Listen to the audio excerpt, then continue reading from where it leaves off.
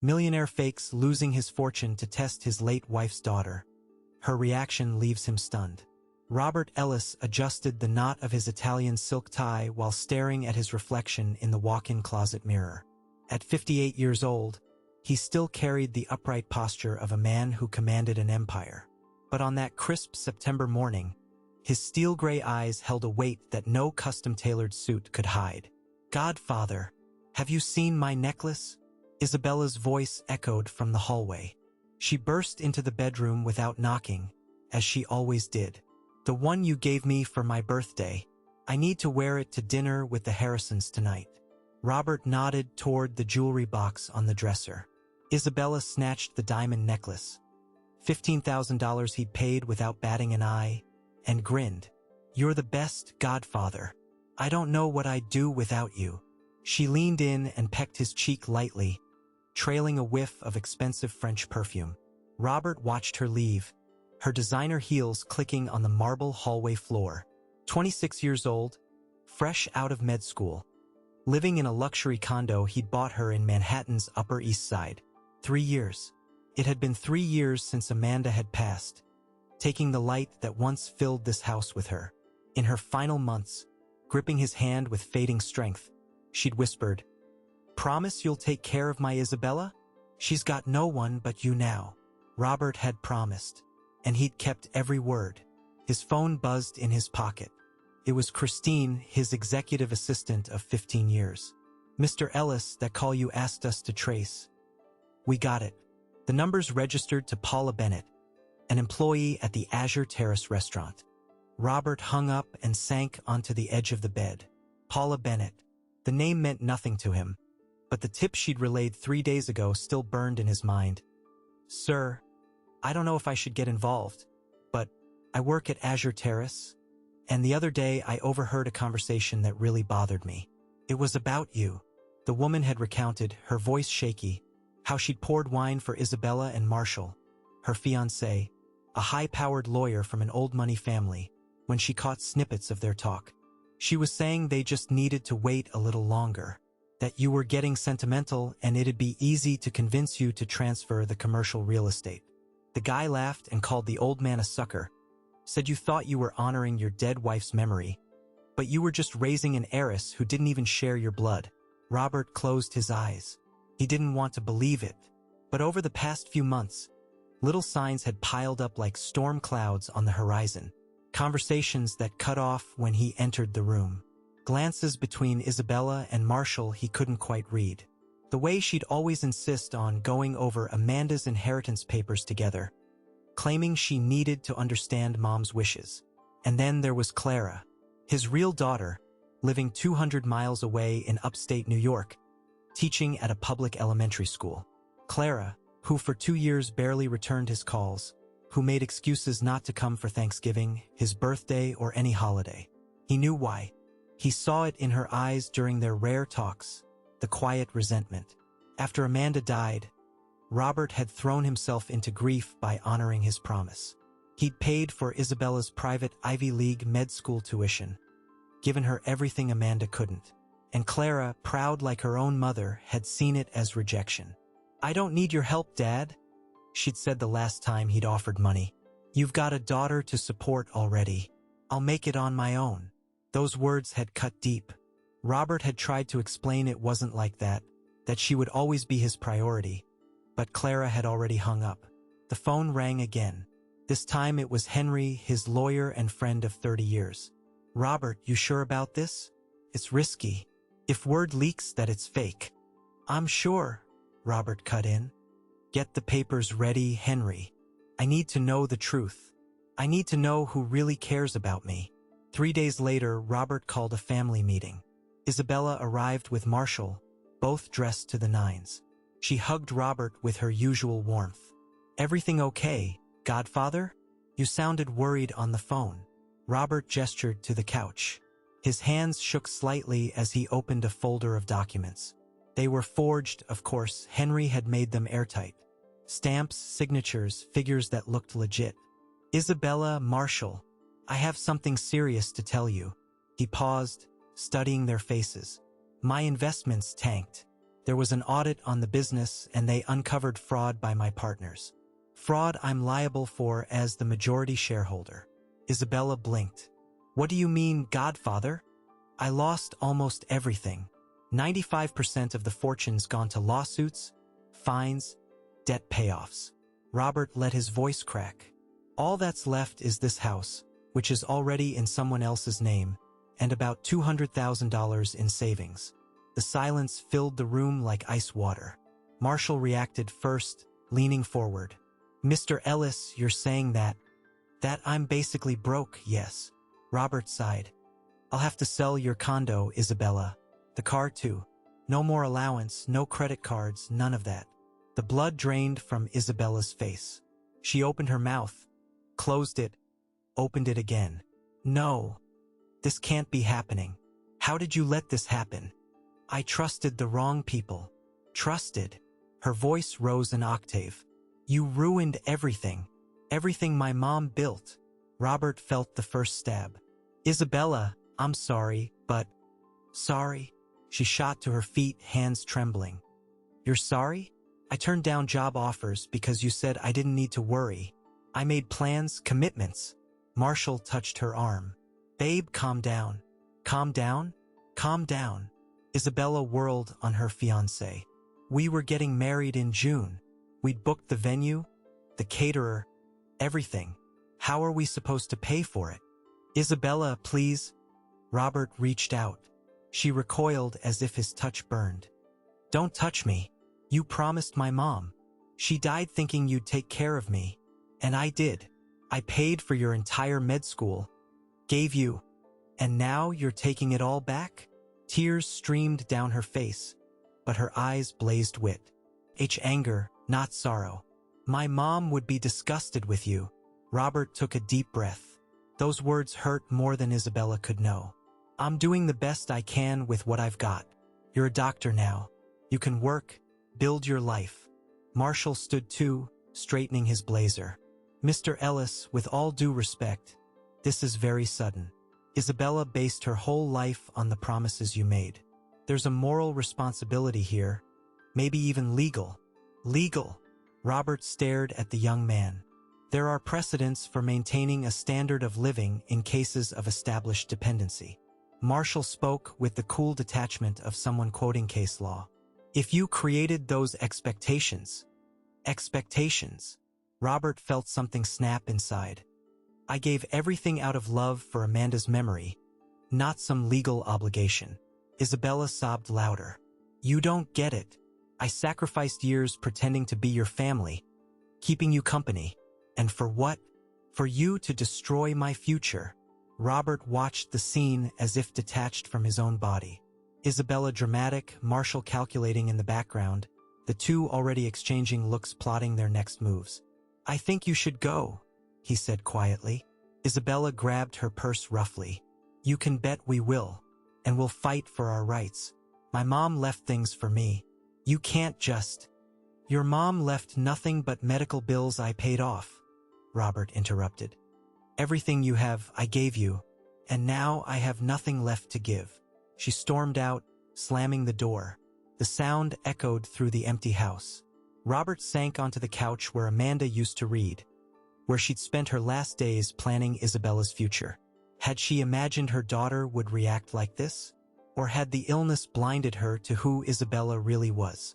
His phone buzzed. A text from Isabella. I hope you feel guilty for what you've done. You're not half the man my mom thought you were. But had Robert been right to test Isabella this way? Or had he just destroyed the last link to the woman he'd loved, pushing his stepdaughter to become exactly what he'd feared? The following days dragged like ground glass. Robert enacted the changes he'd promised.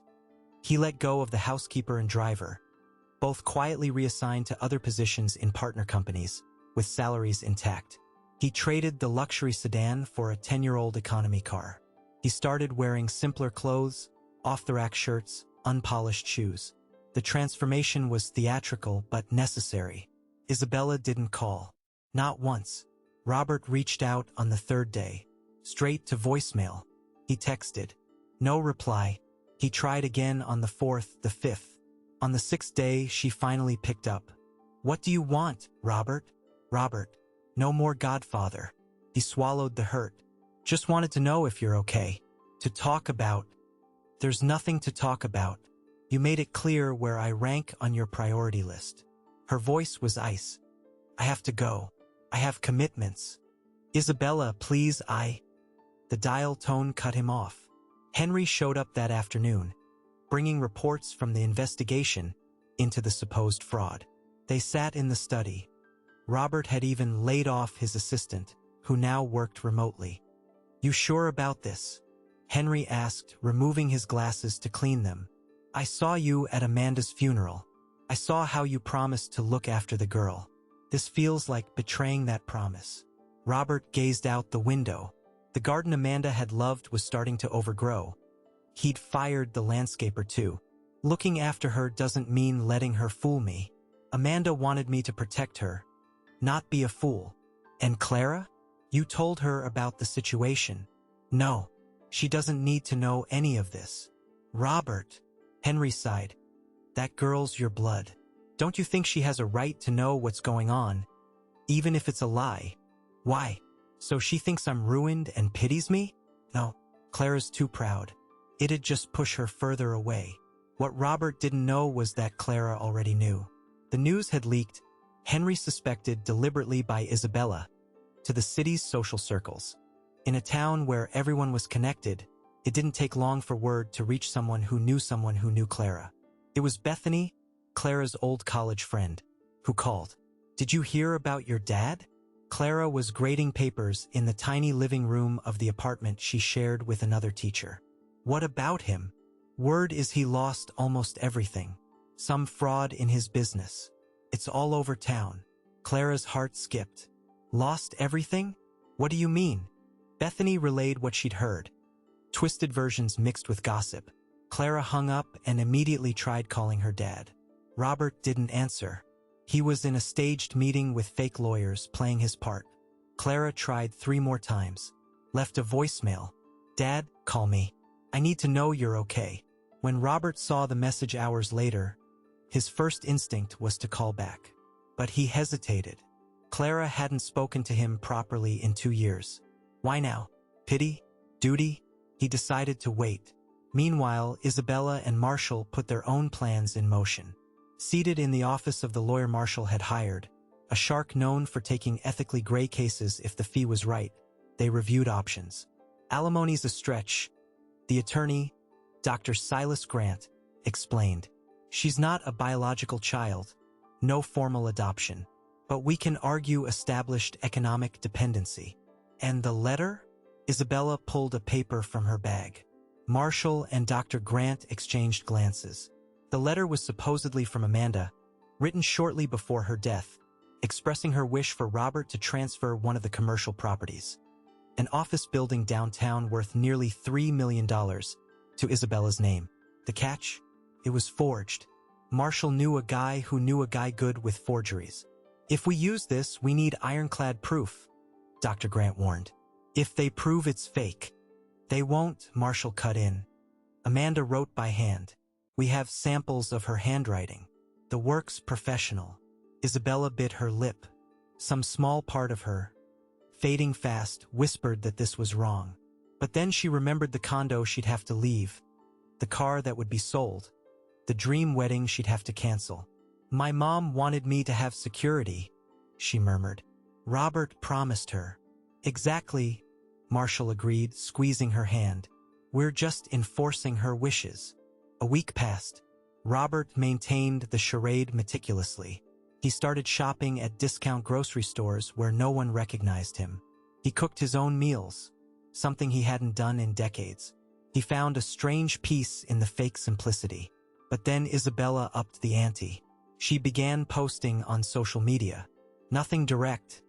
Isabella was too smart for that. Vague posts about people who let you down when you need them most and broken promises. Old photos with Amanda, captioned about honoring the memory of those who've gone. The comments flooded in. Supportive friends, curious acquaintances.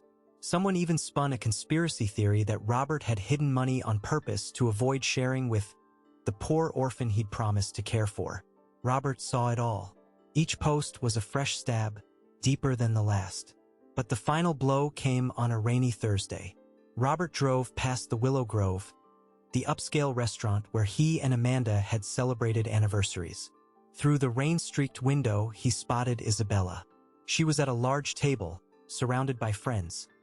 The same social circle she'd run in when she had unlimited access to his credit card. Champagne on the table. Loud laughter. Marshall's arm around her shoulders. Isabella didn't look devastated. She didn't look like someone who'd just lost everything. She looked relieved, like a burden had lifted. Robert stood there in the rain, watching through the glass. Isabella said something, and the whole table laughed. She raised her glass, and Robert read her lips. To new beginnings. He drove home soaked, shaking not from the cold, but from a sadness that wouldn't fit in his chest. He sat in the dark living room, lights off, as rain drummed on the windows. The phone rang. Unknown number.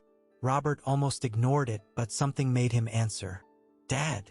Clara's voice pierced the darkness like a beam of light. Clara. He could barely speak. I sold some stuff, scraped together some money.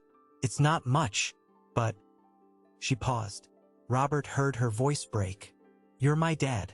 I don't care if you're rich or poor. I just want to be there. If you'll let me. Robert covered his face with his hand. He couldn't speak. 3 years of Isabella's everything. Performative gratitude, calculated affection.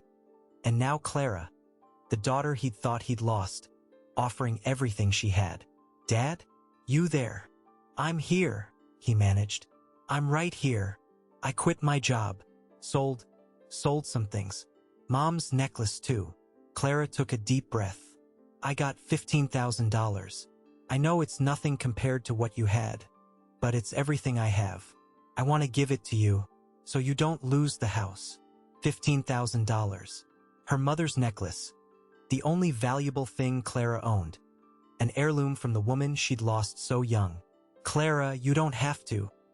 I do. You were there when I was a kid and Mom died. You were there when I got into college but couldn't afford it. You were there every time, even when I pushed you away. Her voice was wet with tears. I pushed you away because I was scared I wasn't enough. Because you seemed so devoted to Isabella, and I was terrified of competing for your love. Clara. But it doesn't matter anymore. You're my dad. Rich or poor, mansion or no house. And I'll stand by you, no matter what. Robert wept. At 58, a millionaire pretending to be broke. He cried like he hadn't since the day Amanda took her last breath. When are you coming? He asked. Tomorrow. I got a bus at 6 a.m. Bus. She'd ride 12 hours on a Greyhound, bringing every penny she had, to save a father who didn't actually need saving. While Isabella laughed in fancy restaurants, plotting how to sue Robert. While Marshall forged letters and twisted laws. Clara sold her dead mother's keepsake to save the father she thought was ruined. Is there a measure for true love? And when we finally see who really matters, is it too late to fix the mistakes we've made? The rain battered the windows when Clara arrived. Robert opened the door to find his daughter, drenched on the porch. She'd taken 2 buses to save on a cab. Dad. Just that. A word carrying 2 years of silence. He pulled her inside, hugging her fiercely. Clara trembled, and Robert wasn't sure if it was from the cold or emotion. Probably both. You're freezing. I'll get towels. It's okay, Clara protested, but Robert was already heading upstairs. She looked around the house she'd visited so many times as a kid, when Amanda was alive and welcomed her husband's daughter with patient kindness. Everything looked the same but different. Somehow empty. Robert returned with towels and dry clothes. While Clara changed in the bathroom, he made tea, his hands shaking as he handled the mugs. When she came down in one of his old t-shirts, she looked 15 again.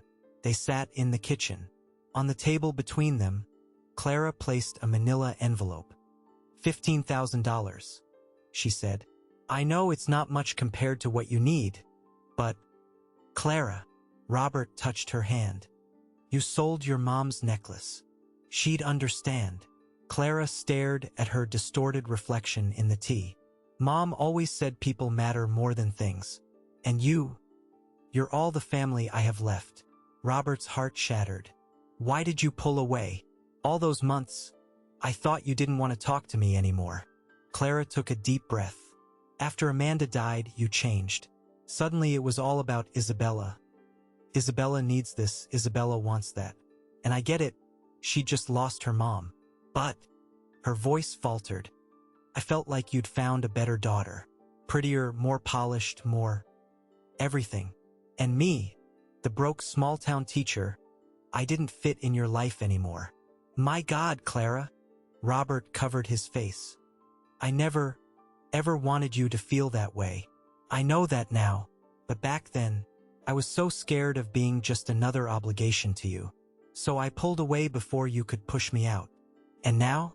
Why come back now? Clara gripped the mug with both hands, seeking warmth. Because I realized pride means nothing when the people you love need help. You stuck around when I pushed you away. You never stopped calling, texting, asking how I was. Even when I answered with one-word replies. She met his eyes. This is my turn to be here for you. Robert wanted to confess everything right then. To say it was all a lie, that he was testing Isabella, that there was no bankruptcy. But before he could open his mouth, his phone rang. Isabella. He hesitated, then answered. Robert, we need to talk. Her voice was firm, businesslike. Marshall and I are coming over. We'll be there in 20 minutes. We have important documents to discuss. Isabella, this isn't a good time. I'm not asking permission. This involves my mom's memory and rights you can't just ignore. She hung up. Clara watched her father's face pale. Who was that? Isabella. She's on her way here. Amanda's daughter? Clara straightened in her chair. Maybe it's good. You can talk it out. Fix things together. Robert looked at his daughter. So naive, so kind. She had no idea the kind of confrontation about to unfold. 20 minutes later, on the dot, the doorbell rang. Robert opened it. Isabella stood there, Marshall beside her, both with the expressions of corporate raiders. She carried a leather portfolio. Can we come in? Isabella asked, already stepping inside. That's when she saw Clara in the living room. Isabella froze. Her eyes scanned Clara from head to toe. The old t-shirt, faded jeans, simple flip-flops. A flicker of disdain crossed her face before she masked it. Clara, didn't know you were here. I got in today. Clara stood, offering her hand. Came to help my dad. Isabella ignored the hand. I see. How convenient. Isabella. Robert started. No, let me guess. Isabella crossed her arms.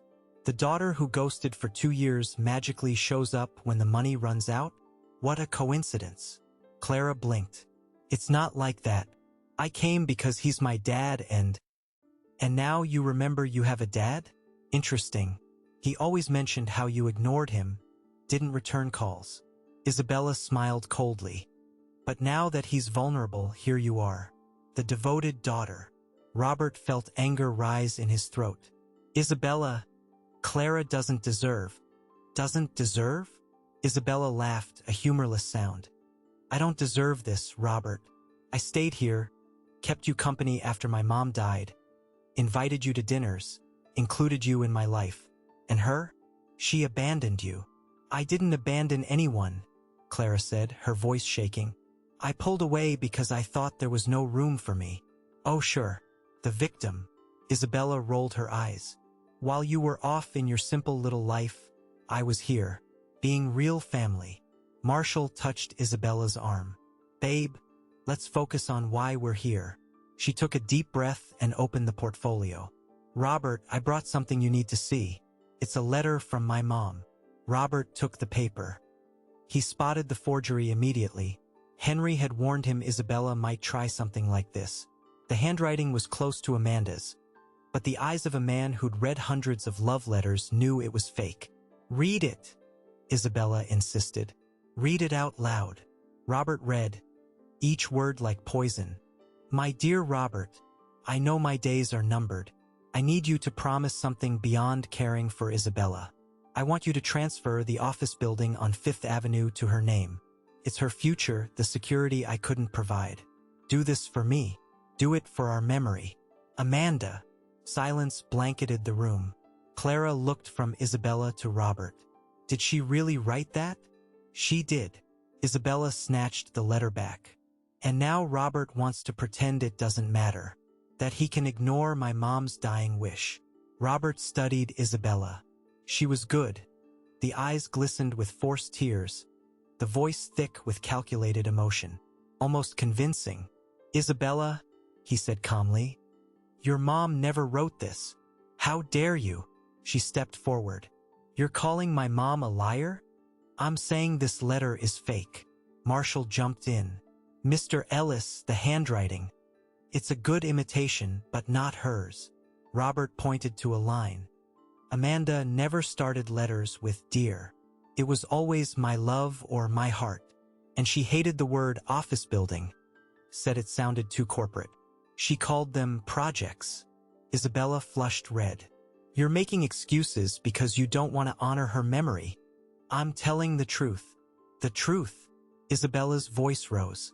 The truth is you destroyed my future.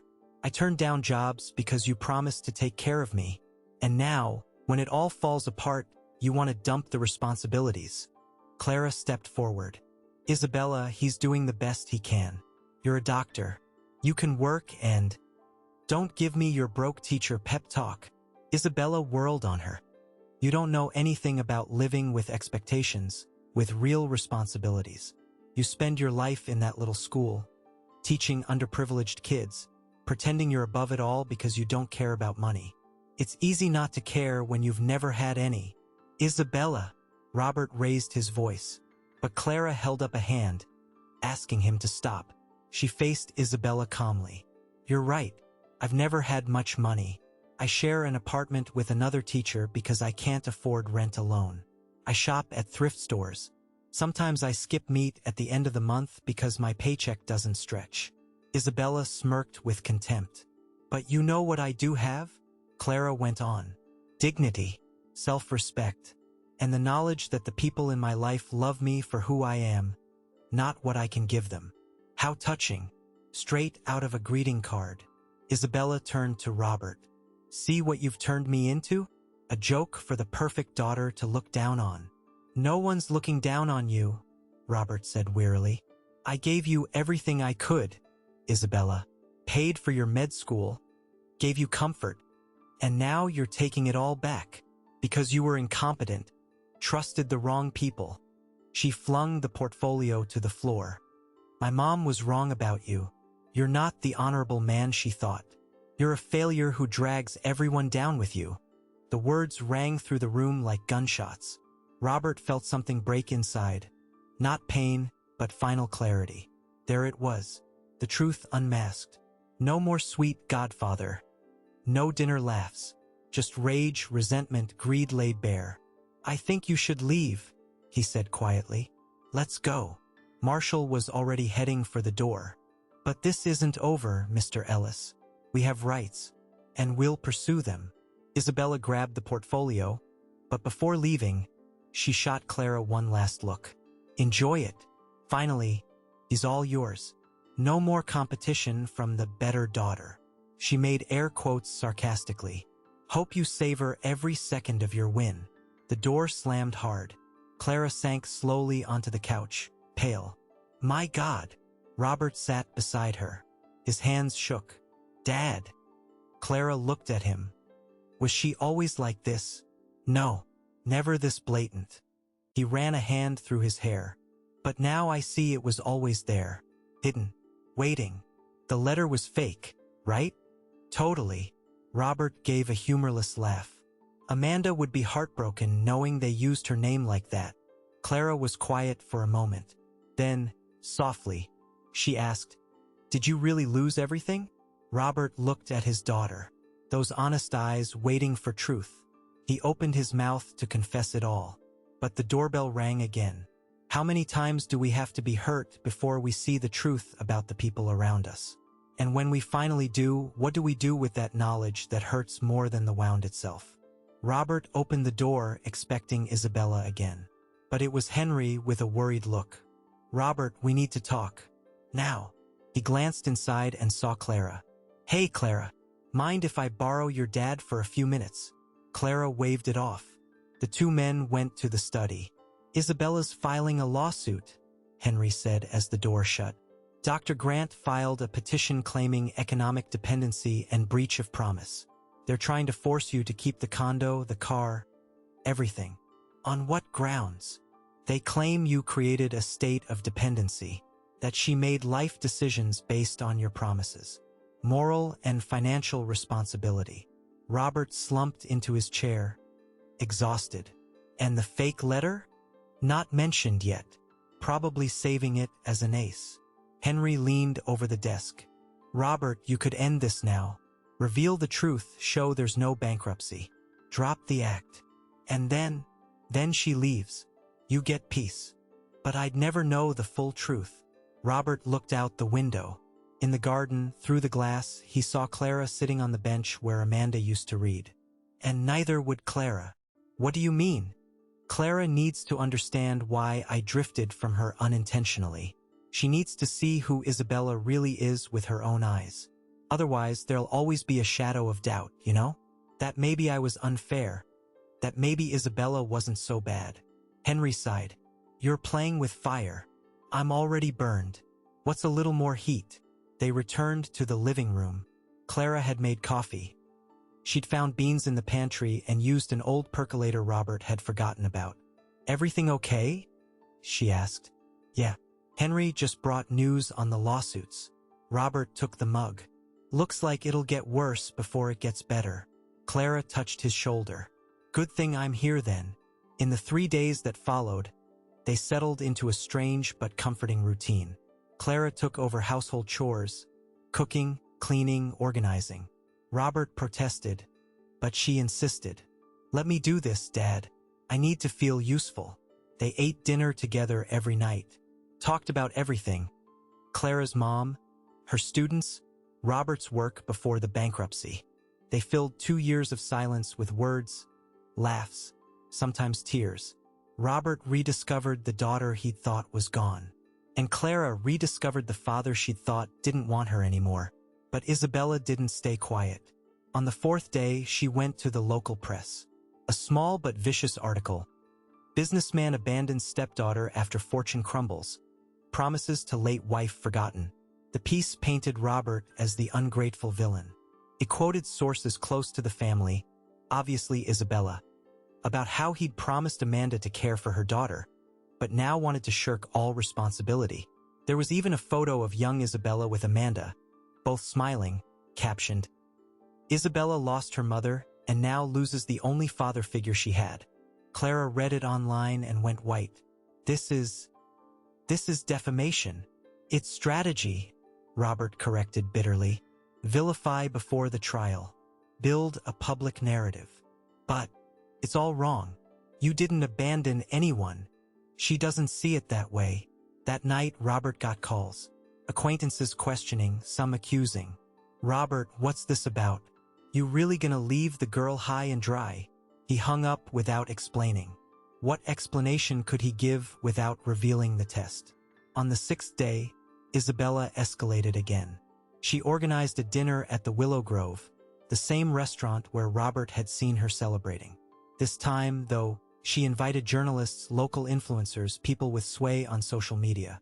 Robert only found out because one guest, Paul, an old college buddy, tipped him off. "Robert, I don't know what's going on between you and Isabella, but she's putting on some public event. Says she's gonna tell the truth about how you're treating her. Lots of people will be there." Robert hung up and looked at Clara, who was sewing a button on his shirt. "She's trying to destroy me publicly," he said. Clara stopped sewing. "What?" He explained the dinner. Clara stood. "Then we go." "Clara, we go." She crossed her arms. "I'm not letting you face this alone, and maybe it's time some truths come out." The next day, Robert and Clara arrived at the Willow Grove. The private room was packed. Isabella had rallied a crowd. She stood in the center, stunning in a sleek black dress that was understated but expensive, the perfect image of the wronged, grieving daughter. When she saw Robert enter with Clara, her face drained of color. Clearly, she hadn't expected him to show. Marshall was beside her, along with Dr. Grant. The three exchanged quick glances. "Robert," Isabella recovered. "Didn't know you'd come. I heard you were telling the truth. Thought it was important to be here for that." The crowd watched, curious, some already pulling out phones to record. Isabella forced a smile. "Of course, you're a key part of the story after all." She called for attention. The room hushed. "Thank you all for coming. This isn't easy for me." Isabella paused dramatically. "As many know, I lost my mom 3 years ago. Amanda was my world. In her last months, she made Robert, my stepdad, promise to take care of me." She glared at Robert. "And he did, in front of doctors, nurses, before God. He said I'd be like a daughter to him." Her voice aired convincingly. "For 3 years I believed it. He paid for my med school, gave me a place to live. I thought I had a family again." Clara squeezed her father's hand. But when Robert's business collapsed, everything changed. Suddenly, the promises didn't matter. He wanted to evict me from my condo, sell my car, cut off all support. Isabella dabbed a tear that may or may not have been real. When I pushed back, when I reminded him of the promises to my mom, he called me a gold digger, said I had no rights to anything. Murmurs rippled through the crowd. "And now," Isabella pointed at Clara, "now he's brought in his biological daughter, the one who abandoned him for years, barely spoke to him. But she's blood, right? And me who stayed, who kept him company, who loved him like a dad. I don't matter because I'm not blood." Several people shot Clara disapproving looks. Robert felt rage boil, but before he could speak, Clara stepped forward. "You're right," she said loudly and clearly.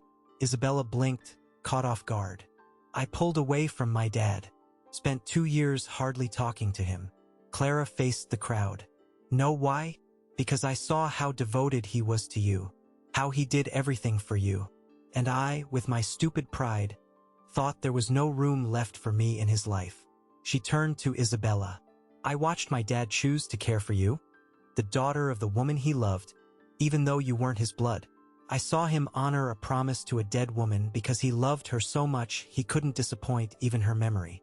Clara's voice was steady now. "And you know what I did when I heard he was in trouble?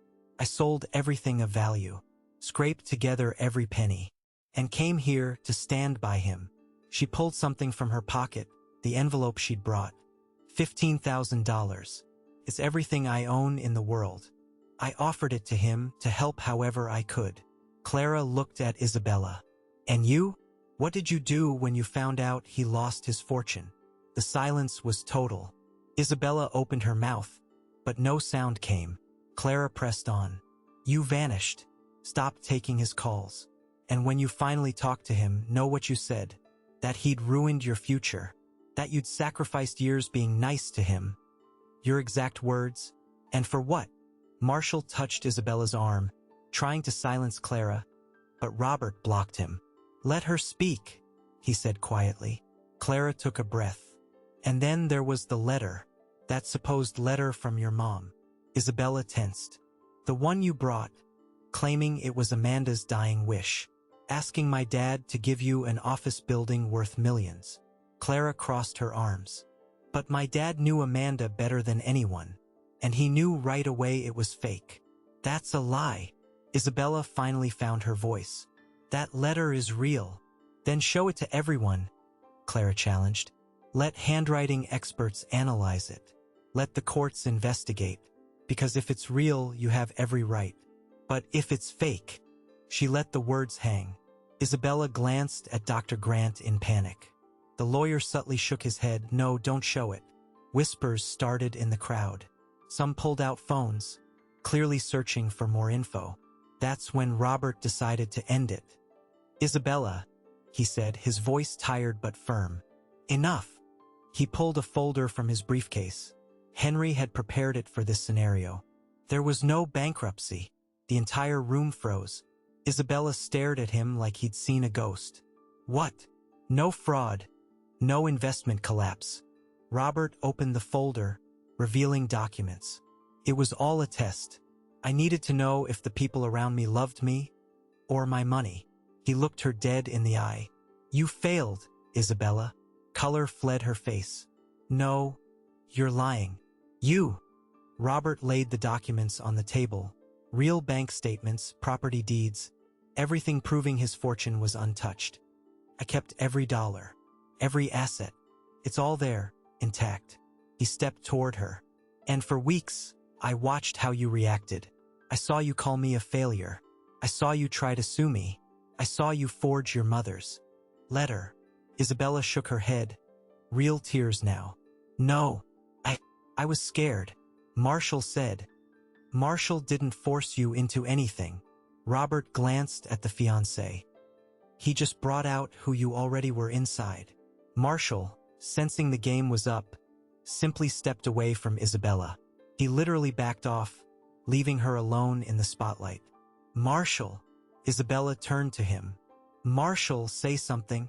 Nothing to say, he replied coldly. You told me he was broke. Clearly, you were wrong. And with that, in front of everyone, Marshall grabbed his jacket and walked out of the room. Isabella stood there, abandoned, exposed. I kept my promise to Amanda, Robert said, gentler now. I paid for your education, gave you opportunities, treated you with real love. But you're an adult, a trained doctor, capable. I owe you nothing more. My mom. Isabella started, desperate. Your mom would be disappointed. Robert cut in. Not in me. In you. Amanda was generous, humble, grateful for every little thing. You're the opposite of everything she stood for. Isabella collapsed into a chair, sobbing. Some in the crowd looked on with pity, others with scorn, a few already slipping out.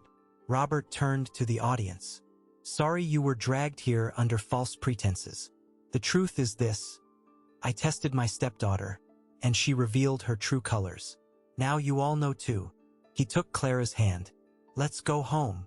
They left the room amid a mix of stares, some judgmental, others understanding. In the parking lot, Clara whispered, You planned all this? Not exactly like this, but yes, it was a test. It was cruel. It was. Robert stopped. But necessary. I needed the truth. And so did you. Clara was quiet for a beat. Will she be okay? Eventually. She's qualified, has a career. She'll learn to stand on her own. Maybe that's the best gift I can give her. The chance to really grow up. They got into the car, the old economy model Robert had used for the test. Clara laughed. You really thought of everything. Had help from Henry. Robert started the engine. But it's over now. Back to normal life. And me? Clara asked. I still have the $15,000. I can put it back in the bank, get Mom's necklace back. No, Dad.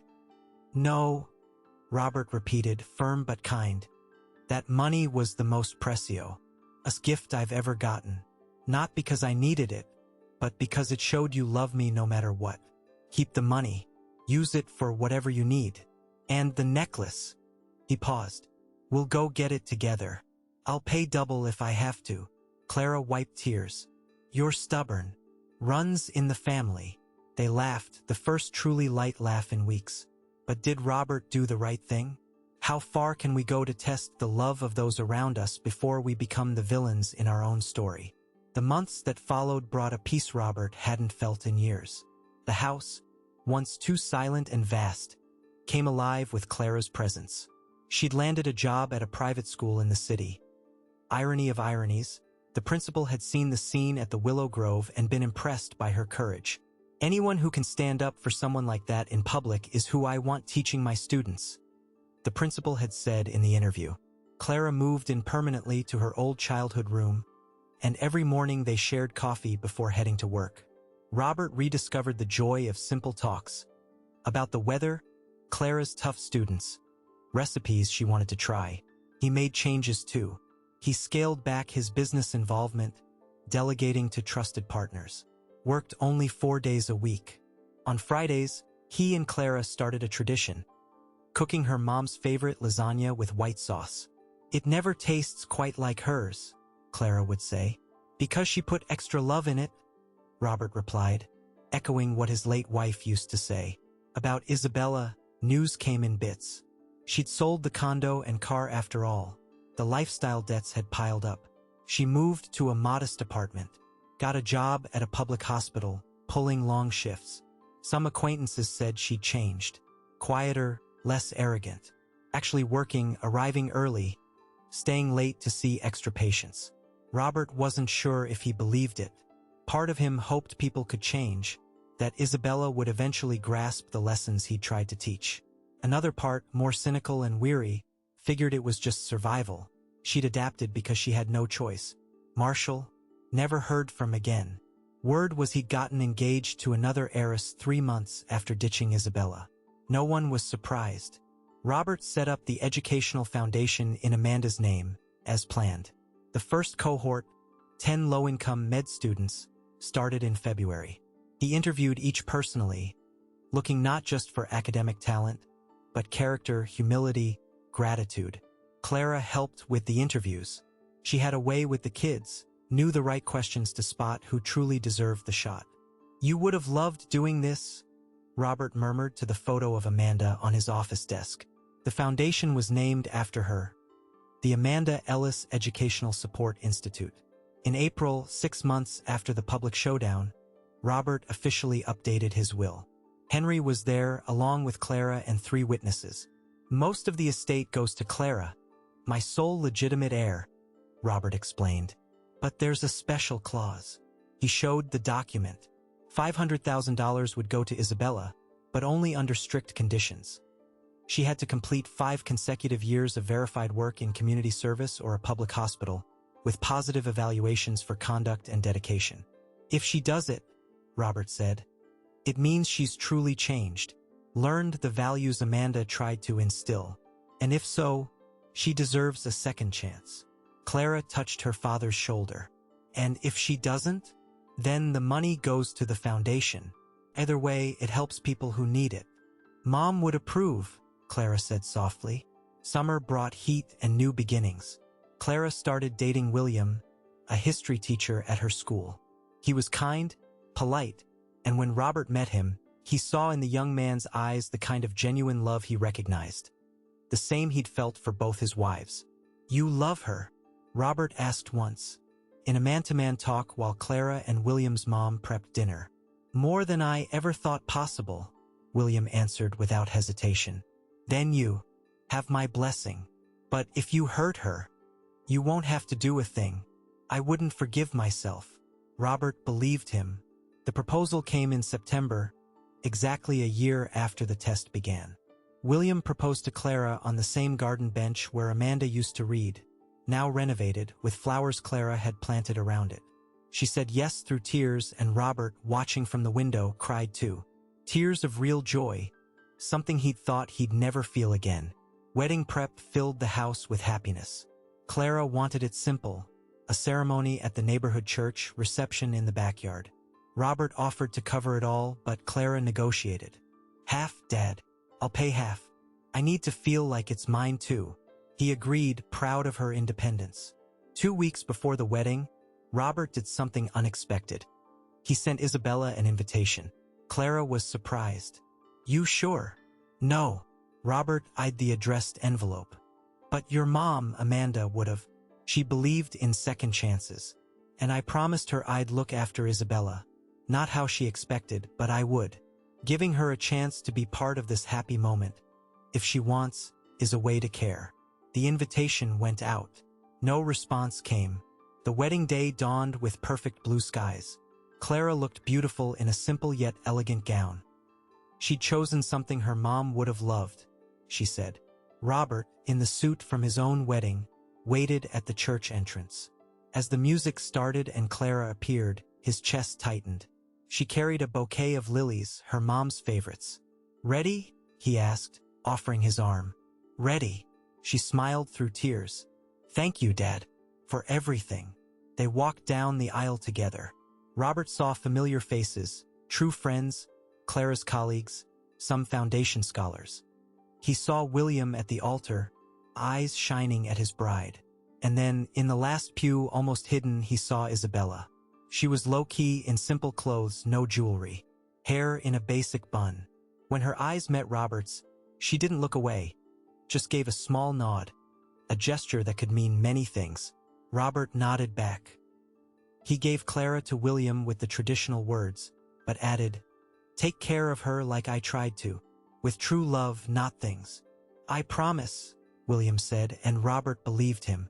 The ceremony was beautiful, simple, full of real love. When the pastor pronounced Clara and William husband and wife, everyone cheered.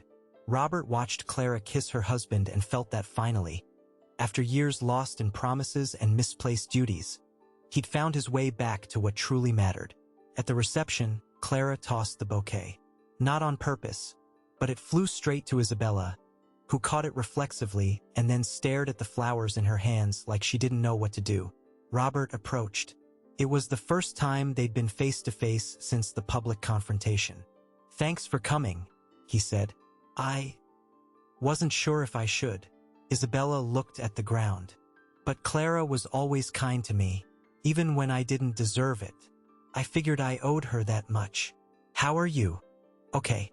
Working a lot." She forced a small smile. "Public hospital is different, challenging, but honest, you know? No one there wants anything from me but for me to do my job right." Robert nodded. "Good place to start over. Only place that would take me." Isabella took a breath. "Robert, I didn't come to beg forgiveness because I know I don't deserve it. I came because I wanted you to know that person at the restaurant making that scene, I look back and don't even recognize who I was. Change takes time. I know, and maybe I'll never be the person my mom wanted me to be, but I'm trying." She glanced at Clara, dancing with William. "She deserves to be happy, and so do you." Isabella handed over a small envelope. "This is for you all. Not much, but it's what I could scrape together." Robert opened it. Inside was $500 and a note. "For the Amanda Ellis Foundation. May it help someone who truly deserves it. Unlike me."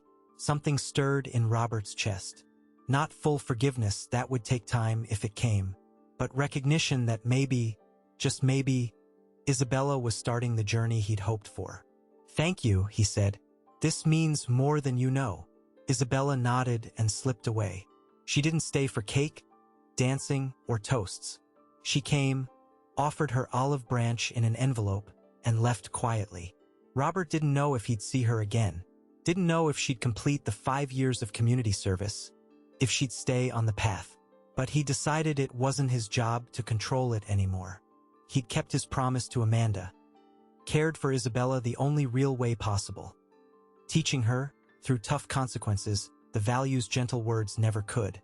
The party went late. Robert danced with Clara, laughed with William, shared old stories with friends. When everyone left and the house quieted, he sat in the garden with a cup of tea. Clara appeared, still in her wedding dress, and sat beside him. "Perfect day," she said. "It was." Robert put his arm around her shoulders. "Your mom would have loved every second." "Both moms," Clara corrected gently. "Mine and Amanda. I think they'd both be happy seeing you finally at peace." Robert considered it. She was right. Both women he'd loved wanted his happiness, not his self-flagellation over promises kept in twisted ways. "I learned something this past year," he said. "I learned that loving isn't giving people what they want, but what they need, even when it hurts, especially when it hurts." "Isabella showed up," Clara noted. "Saw you talking. She came to make peace. In her way. Think she's changed?" Robert pondered. "I think she's trying. Whether she succeeds, who knows? But I gave her the tools. The rest is up to her." Clara rested her head on his shoulder. "You're a good man, Dad. Even when you do hard things. I try to be half the man your mom thought I was." "You are exactly present, Grandpa." He taught Michael to walk in the same garden where he taught Clara decades ago. where Amanda read her books, where life unfolded in cycles of love, loss, and renewal. Of Isabella, occasional updates trickled in. She'd completed 2 years at the public hospital.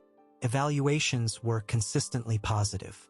She'd even started a volunteer program treating the homeless on Saturdays. Robert didn't know if it was genuine or for show. He'd decided it didn't matter. As long as she did good, her motives were between her and her conscience. One day, 3 years after Clara's wedding, Robert got a letter from Isabella. "Dear Robert, I don't know if I can still call you that. Maybe I don't have the right anymore. But I need to try.